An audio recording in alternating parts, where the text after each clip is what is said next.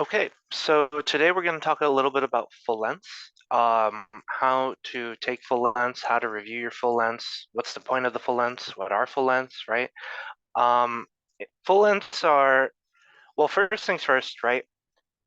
The actual exam, right? You know the breakdown at this point, and a full length exam is just a practice exam, right? So how do you take this full length? How do you take a practice exam in a way that's the most beneficial to you going towards the real exam, right? Um, Obviously, you want to mimic this chunk of time as best as you can. So some people will, take half of the exam one day, half of the exam the other day, um, because that's the time that they have. But ideally, you want to take it as close to testing conditions as possible. So I would so first let's just talk about the timing, right? You usually have about 95 minutes for 60 questions, essentially. So in cars, you get a little bit less time. You get 90 minutes for 53, but basically you're thinking about 95 minutes for about 60 questions. One of the things that people have a lot of trouble with is the timing and like stressing out over the timing and getting distracted by the timing. What I would suggest for to to handle the timing is to look at the clock once, just once. So what I would do is, if you have 95 minutes for 60 questions, that means that at the 45-minute mark, you should have roughly been done with about 30 questions, right? So if you're using your full time, right? So what I would do is at the 45-minute mark, halfway through, I would look at the clock and see, um, I have 45 minutes left. How many questions have I gotten through? If you've gotten through less than 30 questions, it means that you're slowing down and you need to speed up. If you've gotten through more than 30 questions, it means that you're on pace and you have enough time to go back and review. If you've gotten through just 30 questions, it's not bad or good, right? Maybe you're just taking your time and you know that you don't have to go back to those questions. So you're just on track. So in that way, you don't have to obsess about time. You can just look at it once, do a check-in once per section, and you know, where you're at. You could break this down further if you're like very concerned about timing, right? So you could instead check at the 15 question mark per time. So instead of looking at, halfway through at 45 minutes for 30 questions, you could say, okay, maybe around the 20-minute mark, or rather more like the 15, 16-minute mark, I'll look to see if I've gotten 15 questions done. 15 questions, and then again after 15 minutes, and again after 15 minutes, again after 15 minutes, right? And you can see, am I on track to be done with my questions?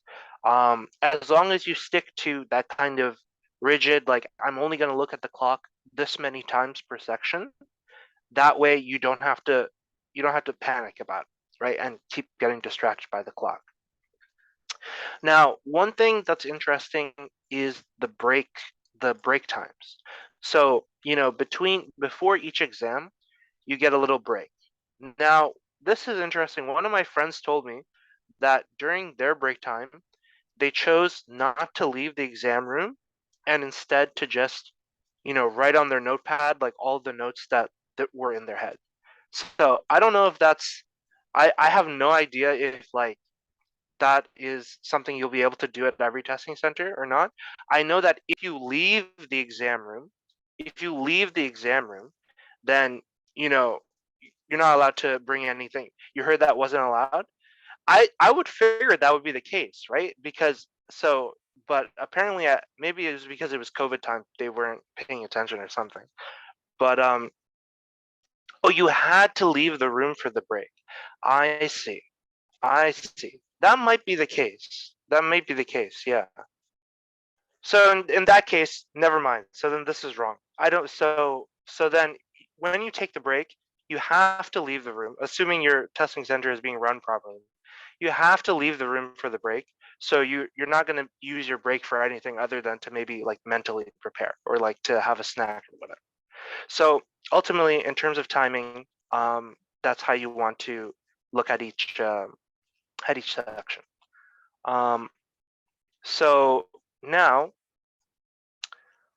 when do you take your full lengths, right? And how do you take your full lengths? So what is the point of a full length, right? Well, it's just like if you were, losing weight and you wanted to check in on your progress, right? You're just checking in on your progress. Or, if your cholesterol is high, then you go to the physician and you do a blood test and you see where your cholesterol is at with whatever you're doing, dieting or taking medication or whatever, right?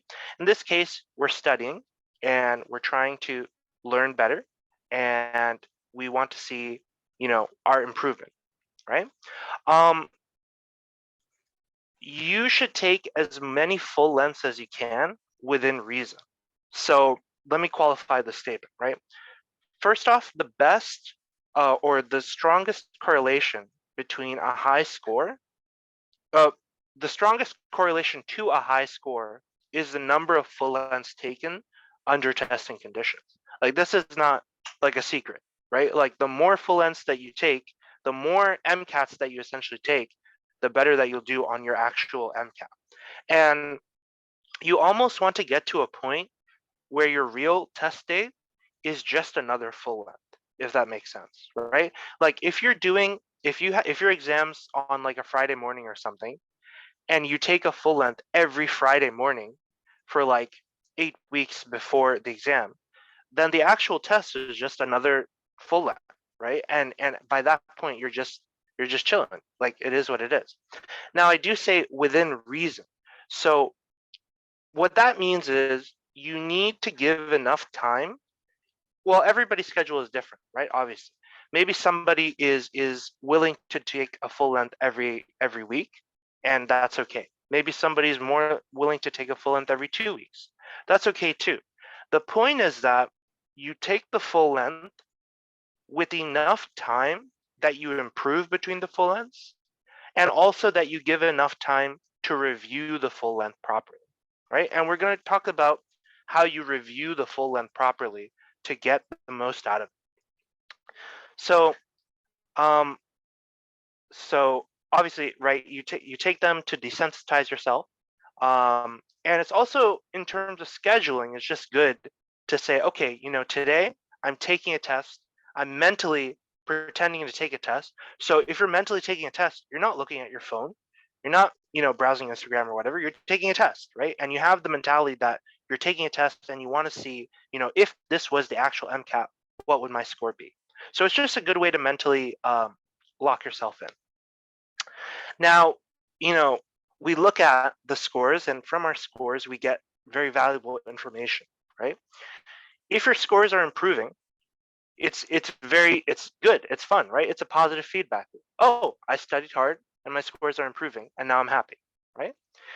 If your scores are stable, now you need to think about, how can I improve?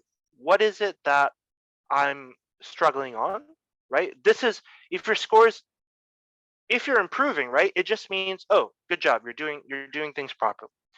If your scores are stable, or if your scores are declining or fluctuating, right, that's going to allow you, when you review the full length deeply, it'll allow you to say, okay, this is where I'm weak on, this is where I need to devote more attention to, right? Because they're ultimately our only resource, our most valuable resource is time. And we're trying to figure out, where do I put my time? So you have to do the full length and kind of get a scatter shot of all the different topics and see, okay, I'm weak here, I'm good here, I'm weak here, I'm good here. How to take your full length, right? So here are some little tips to emulate the real exam as closely as possible. First off, the screens that they give you, at least when I took them, the screens that they give you have a very weird resolution. So right now what you're looking at is like a typical widescreen, right? But in the testing center, they had like weird blocky, like, it's more like a square than a rectangle. I think those of you who have already taken can probably attest to that, unless you had a better testing center than I did. But so when I saw that, it made the passages seem really long, and I didn't. It was very like it was weirder to read for me. So when I would practice, I would change my screen resolution to this, which makes it more like a square, which is how my exams were in the real testing center.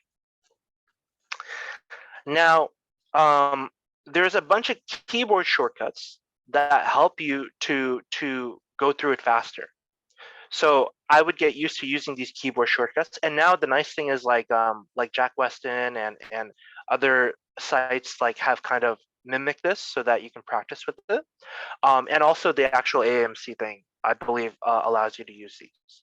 So the most important ones are probably highlight and strike through, right? So you're going to use highlight to quickly highlight whatever text is important for you, which is with Alt and H on the keyboard. And you're going to use Alt and S, which is the strike through, to cut out the choices that you dislike or cut out information that's bad, right?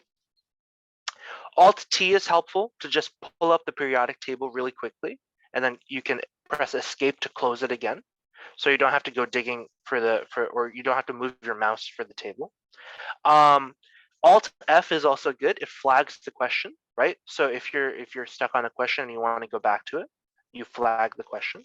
Alt N is whatever, is just next question, but I've just included it for completeness sake. The most important ones are Alt H and Alt S. Okay, these are super important.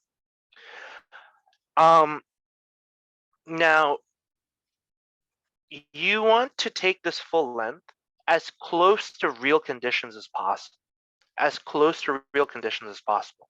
So, and I'm going to show you exactly why. So, the exams right now are administered at 8 a.m. So you want to be starting your exam at 8 a.m., right? If your schedule permits. And you want to be taking your exam not at home where you're relaxed and potentially can get distracted or whatever. You want to be taking them at an unfamiliar environment, such as the library, such as wherever you can have a quiet place to sit down and work for a couple hours. And by matching the environment as closely as possible, again, you're desensitizing yourself. You're habituating yourself to that kind of environment so that the test day is just another full length, right? Any questions about these shortcuts or anything so far?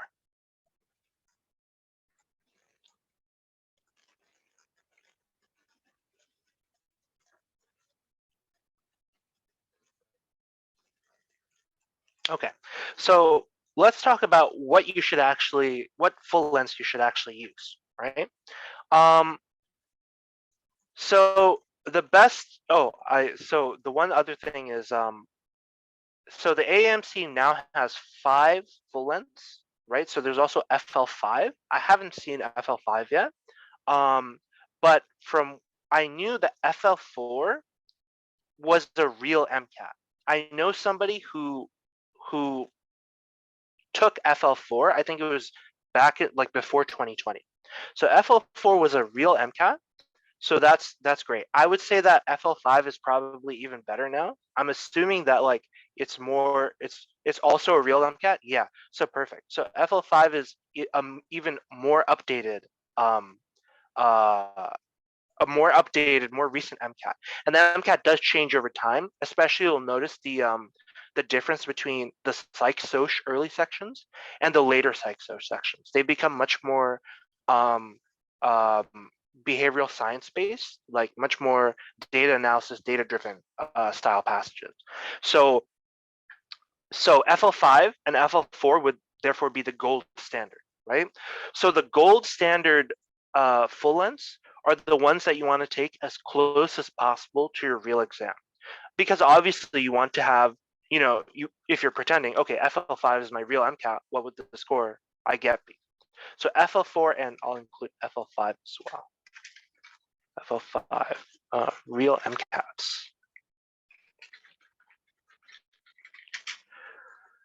Now, in the next year, I put the other full lengths, which are a little bit older. I don't know if these are real MCATs. At least I haven't heard of it. But they are, official AMC practice material, and they are good, obviously the best full lengths that you can get other than full length 4 and full length 5. Now, past that, right? So this is only 5 full or 6 full lengths, right? What if you want to take more full lengths, right? What should you do? Well, obviously you can buy full lengths or you can find like free full lengths from third parties online. But what I would suggest first is using the AMC standalone questions that you have from the question packs to make your own test, right? To make your own test because you know the test breakdown. And also when you make these tests, you're looking to achieve this kind of balance. This kind of balance, so out of the 59 questions, you're trying to have about 13 discrete standalone questions and 46 passage-based questions. You're looking for like a 20-80% ratio. Um, so I would just instead of doing the AMC questions like just a little bit at a time, I would create a full length out of them, and that would be another full length um, out of the AMC material.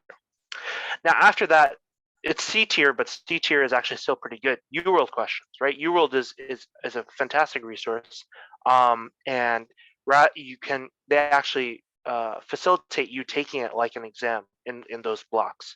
So you can make the same. You can make do-it-yourself tests out of UWorld questions. Lastly, right? You have all the other third-party resources, right? Jack Weston, Khan Academy, Princeton Review, whatever, right? It's not that they're bad.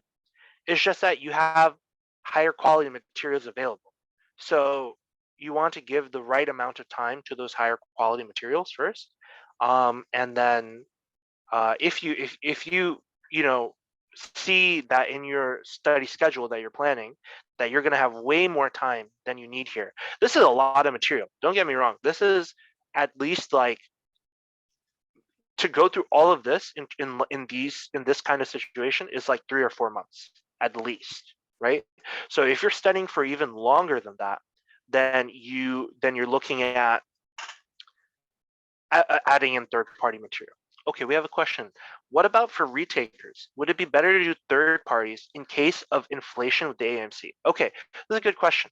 So the interesting thing about the third-party material is that it depends on what purpose, okay? Full lengths, the purpose, at least in my mind, the purpose of a full length is to see what is the score that I'm currently at? What is the score that I can expect to receive on the real MCAT? The problem with third parties is that the scores that they get don't scale closely, don't correspond too well to actual like MCAT scores. So it's a pretty well-known trend that if you take like which was it, Blue Point or Altius? If you I think they say that the scores are deflated.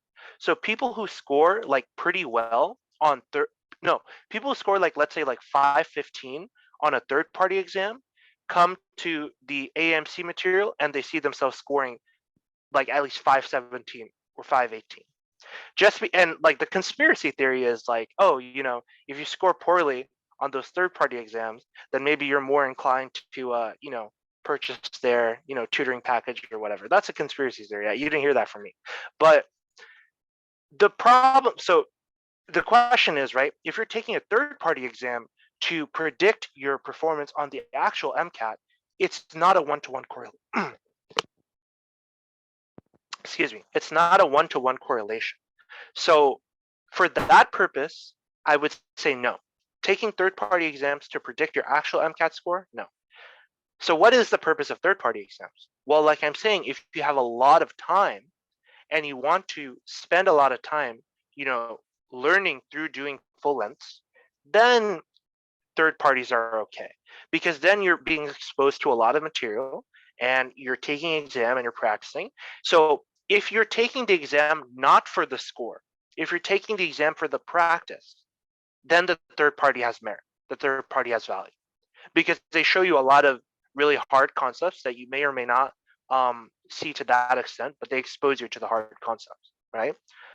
So that's the difference, right? Is it for the score or is it for the practice? If it's for the score, AMC full length. If it's for the practice, you can dabble with some third-party material.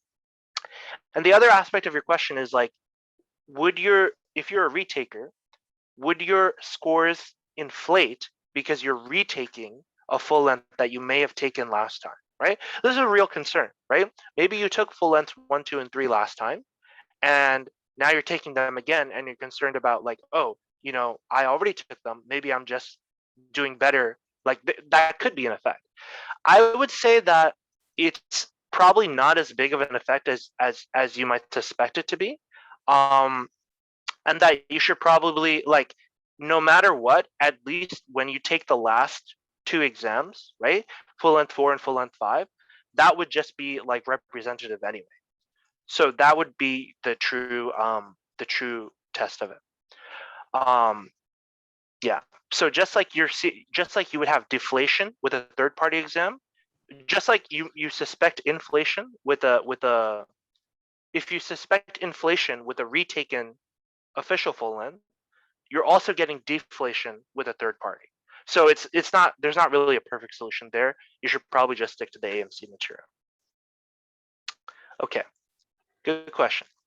Now, okay, so this is important, right? How predictive is your full length? How predictive is your full length? You should take, oh, in this case, it should actually be ideally AMC full length 5 now. You should take your full length, right, about 2 weeks before your final full length, right? About 2 weeks before your real MCAT, right? And 2 weeks is about the time where you can expect, like, if it was, I think it's tricky because during COVID they had much more lenient cancellation policies.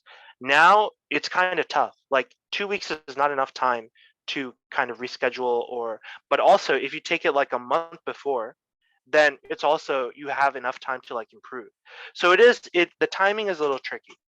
But the point is that you need to take an exam at the at right like enough before your MCAT to realize like this is similar to the score where I'm getting.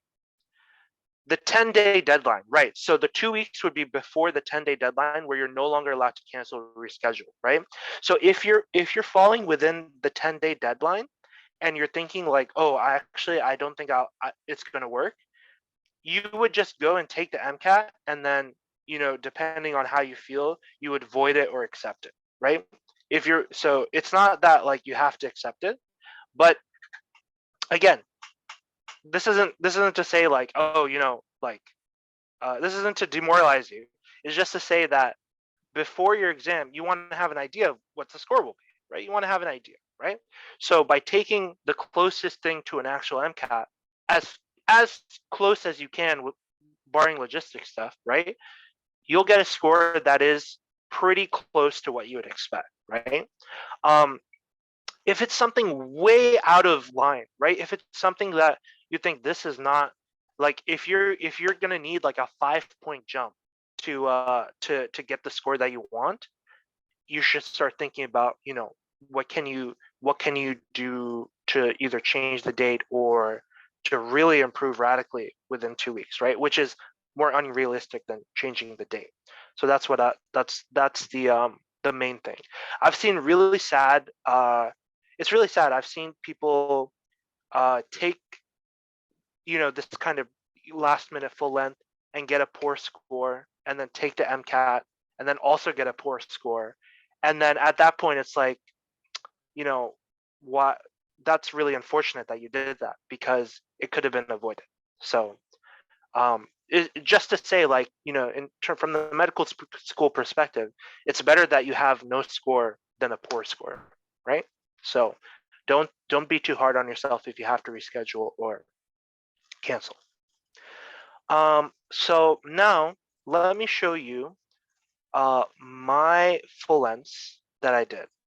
And so just take a moment to look over this, and then who can tell me what is the problem here? Oh, that's a good question. I'll answer that after. Take a look at this and tell me what is the issue. Because Yeah, there's you could ignore my question. Like, you're kind of just answering it right now. okay, okay, no worries. But yeah, take a look at this and see where's the problem, because there's a problem. There's a big problem.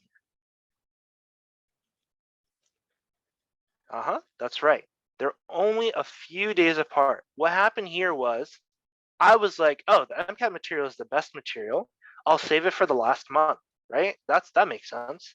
And then I got to the last month and I was like, oh my god, like there's a lot of AMC material.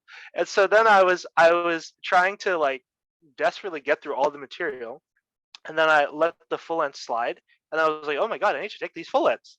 And so then this is what ended up happening. And you can see that the scores barely change, right? They barely change. So I get zero. This is not valuable, right?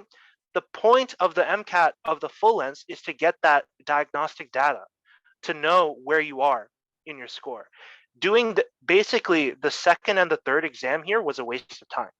All it told me was what the first exam told me, that currently I'm at a 520. That's it.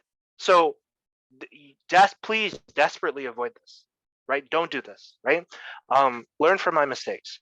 You need to spread it out enough that you can see your improvement, or you can see, oh, I'm doing something wrong. I need to, like, for example, had I dropped from 520, I wouldn't have enough time to improve, right? So it's really tough. Um, the other thing is, and the reason I go so hard on is 1 week apart enough. Oh, so let me answer your question. So 1 week apart is enough if you review the exam really well and you incorporate everything that you reviewed from your exam. So I'm gonna talk a little bit more about, because taking an exam is only half the battle. In fact, it's like a quarter of the battle. The rest of the battle is reviewing the exam well and incorporating everything that you should be learning from your exam mistakes, um, going forward to the next. So is 1 week apart enough? It is if you did that. If you didn't do that properly, and now it's the next week, you shouldn't move on to another full length if you haven't fully digested the first full length. Is kind of like the rule of thumb I would give. And Andrew's question, how many MCATs is the score you want before you take the MCAT? That's a good question. You do want to see, like, I would say like the last 2 or 3 MCATs that you take at least a week or maybe a week and a half or 2 weeks apart. Those MCATs should reflect, a stable trend or a rising trend, right? And if you're at that point, then you can be satisfied that, I'm taking this exam every week or every other week basically. So there should be no reason for a difference, right, in the last week, unless you're me, and you'll see what happened here. So my practice exam 4 on 628 was at a 523, right? And look what happened on 628. On 630, 2 days later, right? I dropped 5 points. 5 points. Why do you guys think this happened? What was the reason that I dropped 5 points? From everything that I've been telling you, what did I not do? Burnout is a good theory. Yeah, burnout is a good point. That's definitely a part, definitely probably contributed, right? Stress and like being like, oh man, like, Was he this not is like really getting. really was he not like really reviewing like the things he got wrong during those series of tests? Definitely contributes, right? Like 2 days, not enough. 2 days is not enough time to really digest the test the way that I'm telling you. Excellent. These are great points. The other point that is, the reason, right? And the reason I emphasize so much, these tests I didn't take under testing conditions perfectly. I took them, yes, I did take them, with the right timing, but I took them at home. If I had taken them, in the library or something, I feel like that the stress of like going to a different place and like just being in an unfamiliar environment wouldn't have impacted me as much.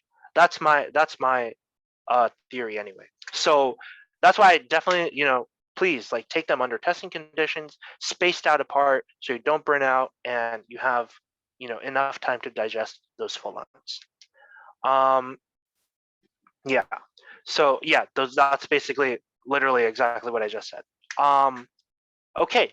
So any questions? Those are the general, general idea of how to take a full length. Is there anything that I didn't address that you're curious about with the full lengths?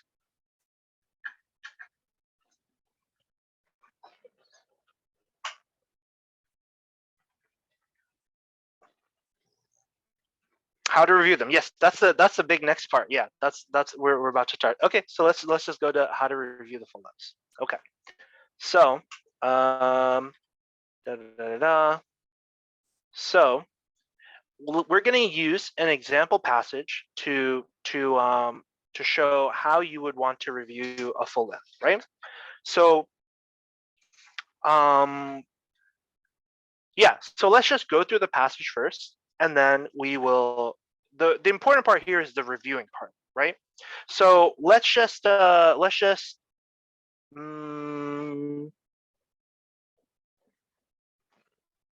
pretend. I guess let's just go through the passage and just not take it too seriously and see, so that we can see during the review part like how to really review it well. So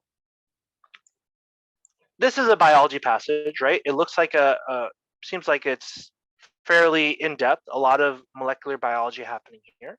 So if I had a molecular biology passage like this with a bunch of different like acronyms being thrown around, I would just like not dive headfirst into that first, and I would allow the questions to guide, right? And this question is saying which amino acids are likely to be found in the WSX-WS motif. So rather than dig through all this mess, I'm just going to say, okay, let me find this WSX-WS motif in this passage, okay? So I'll just skim lightly, and this is not the acronym, ECD, CRH, FN3, WSX. Okay, I found WSX, okay? So I'm gonna ignore everything so far, and I'm just gonna focus on what they're talking about here. Especially because this is an amino acid question, right? So amino acid questions, like 90% of the work is like, do you know your amino acids? So it's not something that's going to require a ton of context from the passage. So what is this WSX thing? The membrane proximal domain contains a WSX-WS motif, YGEFS, in the GH receptor, creating an aromatic stack. I have no idea what WS is. I have no idea Isn't what the answer D? Is the answer. Why do you think the answer is D? Aromatic area. Aromatic stack, right? Yeah. So the only thing that's of value here is That last just part. this. Literally just this last one. There's like nothing else of value here. Sorry, go ahead. Because when they usually do that, it's like you get like confused a lot because there's like a lot of words, and then you're wondering like what's WS, what's WS.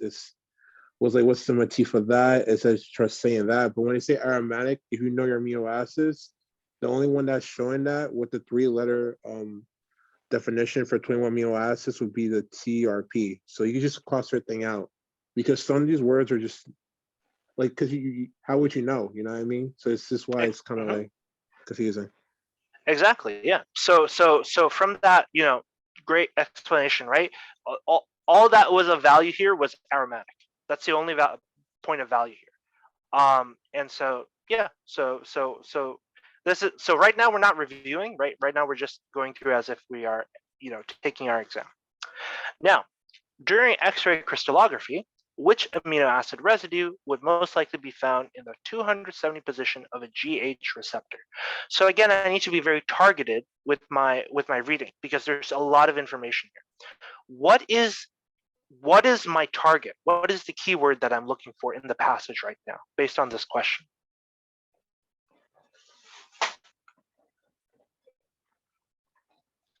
GH receptor, right? Good. GH receptor is exactly what I need to be looking for. If I can find 270 position, that's also great, right? Something about positioning, but GH receptor is definitely the most specific part here. Why GEFS in the GH receptor? Okay, good. We found something about GH receptor. However, again, we're looking for the context of position, right? So it doesn't seem like this is going to help us too much. Maybe we should keep going. But at least we did find GH receptor. Okay, again, we see growth hormone receptor, right? And GH is, a common enough acronym for, growth hormone, right? So growth hormone receptor, okay. I still don't see anything about positioning though. Maybe I should check this image. I still don't see anything about positioning. So let's keep going. Okay, so what is this passage showing? Crystal structure of the growth hormone and the growth hormone receptor. X-ray crystallography, crystal structure. Okay, the context is matching up. And can I find anything about positioning? Well, this paragraph, I'm not seeing any position numbers just from, lightly skimming. So let me go back to that crystallography thing. Do you guys see the position numbers? See, 19 to 262, 251 to 262, 298 to 304. I found the positioning numbers, okay? So we're targeting how we break down our passage, right? We wanted growth hormone receptors, which was mentioned in a couple different places, but we wanted position more so, right? And we found position now, okay? So what do we want? We want 270. So where's 270? 259 to 251 to 260, no, 263 to 288. Boom. This is where 270 is going to end up, right? In the transmembrane domain. So Sterling says transmembrane domain equals hydrophobic amino acid. Yes. So which of these guys would be the hydrophobic? Lysine. Exactly. Right here, right? Leucine. Oh. And so lysine will be Lysine, right? Oh wait, sorry. I didn't even realize that lysine was here. Wait, lysine is Isn't that the longer chain, isn't it? Lysine, I think, is basic amino acid. Leucine is Oh, non-polar. yeah. Right. Leucine is the non-polar one, and lysine is positively charged, right? Oh, okay. I think lysine is positively charged. Yeah. So yeah, basic, exactly, right? So good. So this is, oh man, so this is really good. We're going to get to the point. So let's just put lysine, right? And say that we had put lysine. So when we review, we're going to get to see how we would review this, okay? All right, next up. GH upregulates the activity of cytochrome P450. What effect does GH binding to P450 enzymes have on substrates? Okay, what is the keyword that I'm digging for here? What's the keyword?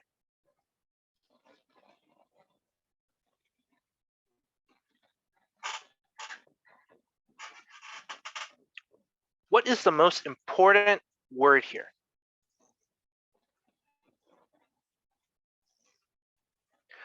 Upregulates. Okay, upregulates is a strong word, right? It's describing a relationship, right? A relationship. So that's important. But the question is, relationship of what? Of what, right? We know something is upregulating something, but what is it, right? What exactly are we looking for?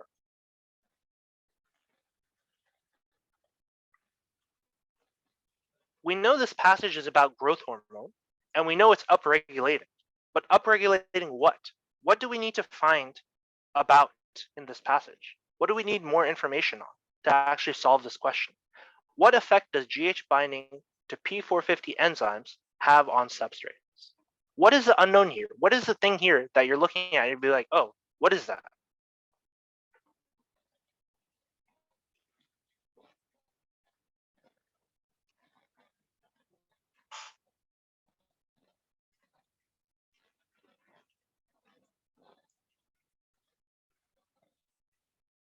I would say it's the cytochrome P450, right? Because this question might instead be GH upregulates the activity of I don't know, stat regulators, right? Or it could be GH upregulates the activity of JAK2, right? So these are just depending on what this thing is what allows you to answer this question, right? Because the whole passage is about GH. The question is, it's saying GH upregulates the activity of cytochrome P450. What effect does GH binding to P450 have on substrates, right? So then the question is, I have to figure out what this enzyme activity actually does, right? Because if GH, all it's saying, and so we can even break this down, right? We can break this down, and I'll show you now the here.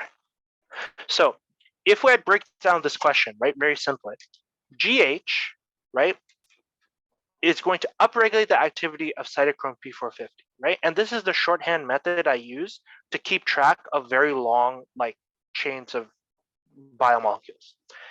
GH upregulates. So I'm going to increase GH. So I'm going to draw a little up arrow on GH. If I increase GH, what happens to the activity of P450? Does it increase or does it decrease?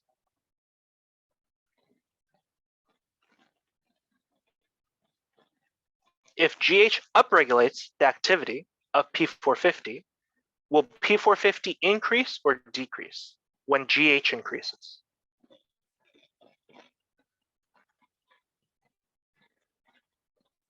Can you repeat that question again? Sorry. It increases. Yes. So I'm saying that GH exists. GH is a growth hormone, right? And if I'm increasing the amount of growth hormone, and growth hormone's effect is to upregulate the activity of P450, then by increasing growth hormone, is the activity of P450 increasing or is it decreasing? Decreasing? Okay, so explain why it decreases. Because isn't there like supposed to be homeostasis? And since it's that's not getting regulated, wouldn't that just make it more unsensitive over time? Okay, so this, you're thinking in like a broader context, right? You're thinking of like, I get what you're getting at. Like if something increases, then later on it decreases, right? Yeah. But for it to later on decrease, it has to increase in the first place. Okay. Right? You're going to step 2. Yes, eventually down the line, the body may respond by decreasing the P450 because of an increase. But yeah, since it's... there was an initial increase. Not too familiar with P450, so not sure on the relationship. Okay, so here's the important thing. You are going to see many, many unfamiliar items. Box2, JAK2, stat regulators, stat5, SH2 domains. I don't know what these things are. You don't know what these things are. You are not supposed to know what these things are. What you are supposed to know is how they relate based on what you've been told in the passage. So you need to become comfortable with saying, I don't know what these variables are, but I can understand how they relate to each other. And that is, if you master that, you are so ready for the biology section. Because like all these molecular biology passages, remember, look, if you look at the bottom here, adapted from Waters, Michaels, Brooks, JAK2 activation by growth hormone and other cytokines, the biochemical journal. This is a real passage from a biochemical journal, right? This is material that's at the forefront of science, not from your textbooks, right? Nobody's teaching, you're not learning about JAK2 activation in your textbooks. So you need to recognize that the passages are designed in such a way that yes, they're throwing these unfamiliar terms at you, but in a way that you should be able to recognize, right? You will have a background knowledge of introductory biology, biochemistry, et cetera, and you should be able to apply that to new situations. That's really what they want you to do, because that's critical thinking, right? Rather than memorization. So when we look at this sentence, right? This sentence is very powerful. It's telling us a lot. It's telling us growth hormone upregulates. Instead of upregulates, you could replace it with the word increases, right? Because upregulates does mean increases, right? As you meet these words, you're going to learn what they mean. So instead, growth hormone increases the activity of cytochrome P450, right? So I still don't know what cytochrome P450 does, but I know just from my, just in terms of me writing it out, that if I were to increase the amount of growth hormone, if I said, okay, if I increase growth hormone, then I'll increase the activity. Even though I don't know what cytochrome P450 does, I can understand this relationship. Is there any questions on this? Because this is really important. This is actually the key to this whole biology section. Being able to link these, being able to link unfamiliar things, and being able to see the relationship between them. Is there any question, or do you want me to explain it again? Or is it okay? No, yeah, that makes sense. Yeah. Okay. Can you say that last part though? Where did you find the relationship in the passage? So I'm actually not even looking at the passage yet. So just in this question, it's saying that growth hormone upregulates the activity of cytochrome P450. So it's, object one, like X increases Okay, I see. Y. This is like, it's kind of like a logic formula, right? And logic is actually really a key component. I would actually like encourage you to like do some like logic puzzles and stuff. I don't know if you've seen uh what are those puzzles called? Hold on, let me just find this for a second. Um Logic puzzles. Um yes, these guys. So these logic puzzles, I don't know if you've seen this before, but this is like kind of this idea of like uh like let me see if one has questions, right?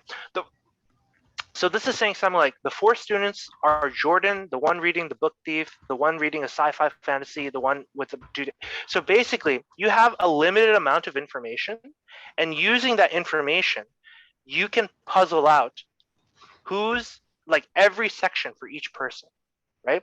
This is may seem trivial, but this is the exact kind of thing that you're doing when you're teasing out these relationships between unfamiliar things. These are all like they've given them names, but this could easily be like P450, the one that upregulates, or GH, the one that upregulates P450 is blah blah blah blah blah, right? It's the similar kind of practice, a similar kind of uh, logic solving, puzzle solving, I would say. So this is if you've not really done this before, I would say this is a great place to start. Honestly, a great place to start because it's fun, and you'll learn. You'll actually learn how logic actually works. Like if this is the case, if X Y Z, then not, if X has to be true and Y has to be true, then Z has to be false. If X increases and Y increases, then Z decreases. Stuff like that. Maintaining those logic relationships is incredibly important. So just a little aside on that. Okay. Yeah, thank you. Yeah, no problem. Okay, so ultimately, right? So the point of this was to say that this is the most important. This is the most important item in this passage, in this question. Sorry, because GH upregulates. Okay, GH is going to increase. GH, if I were to increase the amount of GH, then that will increase the activity of cytochrome P450. Okay, sure. Now let me continue my logic chain. What effect does GH binding to P450 enzymes have on substrates? Leads to some effect on the substrate. And that's the question, right? I'm going to increase my GH, which will increase my P450 activity, which will lead to some effect on the substrate, which I don't know yet, right? Now, the question is, right, this could be an increased or a decreased effect on the substrate. If I look at all these choices, all of them are saying increase. Okay, so I know it's going to be some kind of increased effect. It's going to be some increased something on the substrate, right? Okay, so in this way, I'm piecing together little bit by little bit what I have no knowledge of this. I'm piecing it together just from the context given to me. And I've done all of this before I even looked at the passage. Okay, you can extract a lot of information, right? This is something that you can also even do to challenge yourself. How much can I figure out without even looking at the passage, right? And you might be surprised at how much information you can actually extract if you challenge yourself that way. So now let's go back to the passage, right? Now our job is to figure out what effect we have to figure out this effect, this question mark, right? So the options are like oxidation, reduction, phosphorylation, dephosphorylation, basically. So we're going to look for cytochrome in this passage somewhere. Okay, cytochrome somewhere. So I see cytokine, but that's not it. Cytokine, lots of stuff here. Nothing that's really cytochrome. Okay, I don't see any cytochrome in this image. I don't see any cytochrome here. I don't see any cytochrome here. I didn't see any cytochrome in this image either. Second major feature of this receptor class, together with less conserved box 2, JAK2, JAK2, STAT regulators, JAK activation, cytoplasmic domains, SH2 containing blah, blah, blah, dot proteins phosphorylated and activated. Unfortunately, we've gone through this whole thing and we haven't been able to find cytochrome. This means that, unfortunately, this is a discrete question. And they actually want us to know what cytochrome is. So unfortunately for us, we now have to, this is a question where, if you were reviewing it, it would tell you like, oh, I don't know cytochrome well enough. I don't know what cytochrome is, right? So right now we're just going to say that we don't know what cytochrome is. This is, whatever. I don't know what the answer to this is, right? Because cytochrome is not present in the passage, so we don't have the opportunity to figure it out. So for now, we'll just skip this. And let's clear this. According to the passage, binding of GH to the GHR cytokine class 1 protein will not result in which of the following? Okay, so if we scroll down, binding of GH to the GHR cytokine class 1 protein will not result. So will not result. So only one of these won't happen and the rest of them will happen. So they're saying that growth hormone, right, attaching to the growth hormone cytokine class 1 protein. So first off, right, growth hormone is going to most likely lead to increased cell growth, right, if it binds to its receptor, right? So in that case, we're already thinking like, oh, this already makes, this will happen, but we're looking for will not. So this might be wrong because growth hormone should lead to increased cell growth. Okay, so that's fine. Binding of JAK2 to box 1 and box 3. So we need to go down to where we saw JAK2. We saw a second major feature of this receptor class is the proline-rich box 1 motif, which together with the less conserved distal box 2 sequence of aromatic and acidic residues serves to bind the JAK2 close to the inner cell membrane. These receptors primarily use JAK2 to activate the STAT regulators of law. Okay, so now we're no longer talking about the box. So this was the part talking about the boxes. Is this correct? Binding of JAK2 to box 1 and box 3. According to the sentence, is that right? It says that it binds the JAK2 close to the inner cell membrane, okay. The proline-rich box 1 motif together with a less conserved distal box 2 sequence of aromatic and acidic residues. What does this sentence say? Binding of JAK2 to box 1 and box 3. This is a little trick here. Box 1, box 1. But the other one says box 3. This is box 2. So this is purely distraction. This is purely just a detail of are you skimming too fast, basically, right? So since box 3 is not mentioned here at all, this is the one that does not result, right? Because it's actually box 2, not box 3. Okay, so we know that this is now. Okay, let's get to the reviewing part, because that's the most important part.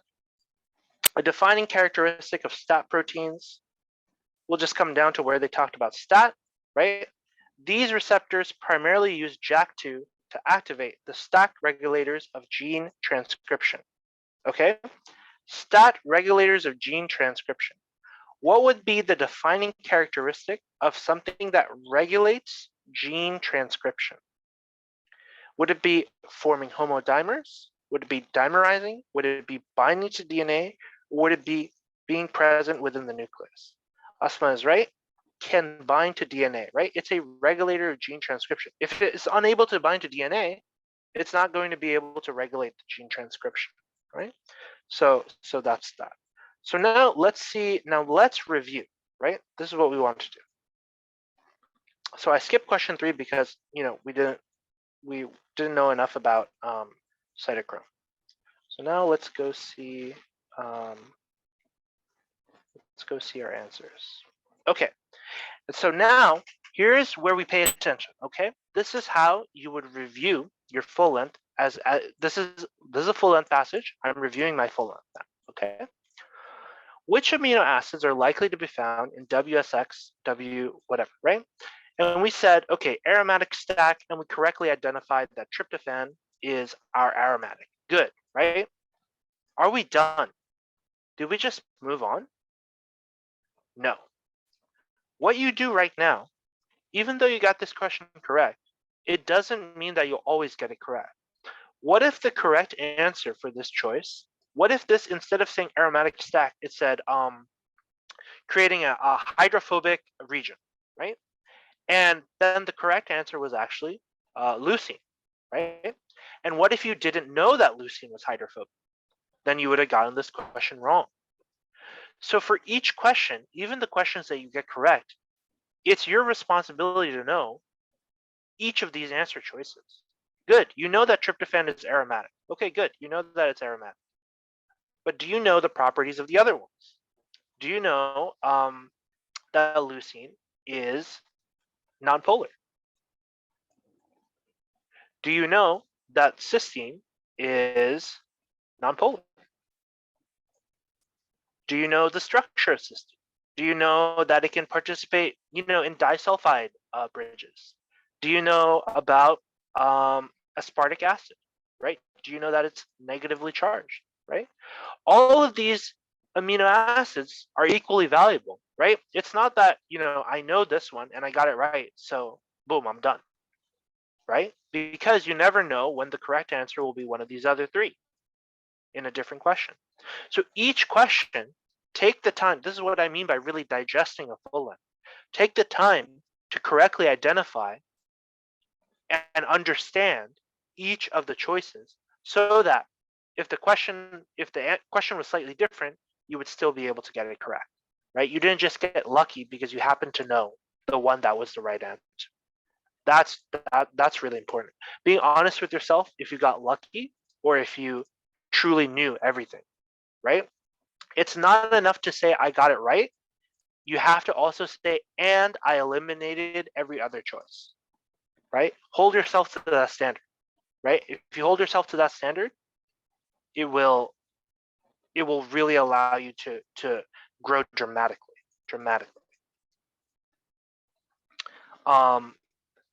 Yeah. So for example, look at how these answer choices are saying. It's saying leucine is not aromatic, so we can eliminate this option. Okay, but what is leucine, right? Do you know what is leucine? You should know, because okay, I'm just repeating myself at this point. I think you guys get it. Okay, so for example, in this one, right, we had chosen lysine rather than leucine, right? So how would we review this, right? Well, we have two things to review. Aside from these other choices, like, okay, maybe maybe we eliminated them. Maybe we said that they were wrong, so we knew them. Okay, so now between B and D, what do we have to review? First of all, we have to review, why did I get the wrong answer? Why did I say the wrong answer was correct? That's part one.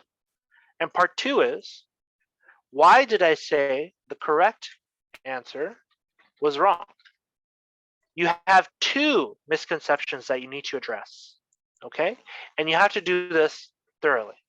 So for example, for amino acids, right, you would just go back and look at the amino acids chart or picture or whatever that you have, and maybe you would look in your flashcards and see, maybe you would have to review your card. Maybe you'd have to draw out the amino acids another time, specifically for amino acids, right? That's how you would kind of go back and review them. But this structure applies to everything, right? Why did I say that the wrong answer was right, and why did I say that the right answer was wrong? If you thoroughly attack every problem that you get wrong in this manner, it is very, very powerful for undoing your mistakes. Now this one, right? Okay, so this one is a good one because this can happen, right? Where you just don't know, the material, right? Okay, cytochrome. What the heck is cytochrome? It wasn't in the passage. What was I supposed to do about it? So in this case, you're right. You probably want to look at the answer, the explanation, and the explanation is saying, this question is asking us to determine how growth hormone binding to P450 affects substrates. This is a content-based question, as this was not touched on in the passage. Okay, so this is going to feed us a little bit of content info, right? And this is a good thing. We wouldn't have known about this content info if we didn't run into this question. So, be thankful to this question, right? And now this is telling us that they are monooxygenase enzymes, and that P450 enzymes incorporate one atom of molecular oxygen into a substrate in the process of oxidation. So the answer then is increased oxidation of substrate. So if we write out our little logic chain again, which was saying that increased GH will lead to increased P450 activity, will lead to an increased effect on the substrate. Well, now we know that question mark, right? Now we know that the question mark was actually oxidation, right? That was the key that we were missing. And so basically, the way that you would learn from this is you would, go to your Anki deck or whatever your notes or however you're recording your mistakes, and you would say, make an Anki card and say, okay, what is a cytochrome? A cytochrome is a monooxygenase enzyme which will be involved in oxidation. It's going to oxidize other things. Boom. That's the little fact that you didn't know, and now you will know, right? You need to have a takeaway from every question that you get wrong, a takeaway of something. And in this case, it was a little piece of content knowledge that will help us in the future. Next up, this one, again, this is, we correctly identified the detail, right?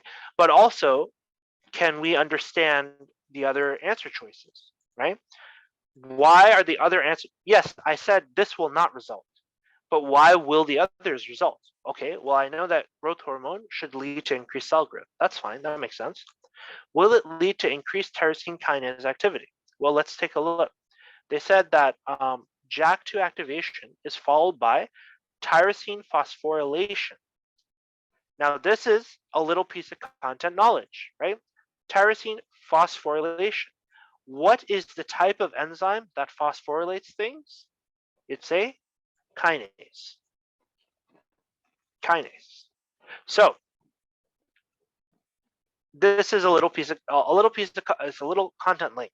So we could say, oh, okay, since there is tyrosine phosphorylation, that must mean increased tyrosine kinase activity. That's a little link, a little relationship. And then obviously, if you're phosphorylating, if you have increased phosphorylation, then you're using more ATP, right? Because that phosphate is going to come from ATP. Again, you see how the little bits of content knowledge help you to eliminate these other answer choices, right? If you did not know, right? If you were not able to say, oh, I don't actually understand why this is correct, right? Or when I'm saying correct, I'm saying I don't understand why this will result, right? Because we're looking for the one that won't result. So that's saying that this absolutely will result. If you don't understand why this will result, you would have to look up what a kinase is. And if you looked up what a kinase is, you would understand, oh, a kinase is something that phosphorylates. And that would be another fact that you now have to incorporate into your Anki deck or whatever. So every single choice that you have is an opportunity to learn a little fact. And you should take those opportunities. Lastly, this one was obvious that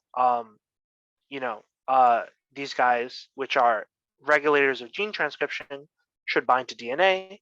We also, can consider, wait a minute, would STAP proteins form homodimers? Would they dimerize? Would they be present within the nucleus of the cell, right? And in that case, usually you'll be able to just look at the answer choices and they'll tell you, oh, STAP proteins can bind to other STAP proteins, thereby forming homodimers. So it's factually correct, but it's not a defining characteristic. Okay, so we learned something. STAP proteins can form homodimers. Can they dimerize? Yes, because they form homodimers. They can form dimers. Okay, good. And they also said that it can bind to DNA, and it's in the nucleus of the cell so that it can bind to the DNA, but it's not a defining characteristic because transcription factors can be found inside and outside the nucleus like many other proteins. Oh, cool. Another fact I've learned. Transcription factors can be found inside and outside the nucleus. So the overall lesson is when reviewing your practice exams, the incorrect answers are not without value. They have a lot of value. Pay attention to them just as much as you pay attention to the right answer. Okay, so yeah, that's the gist of reviewing for a full length.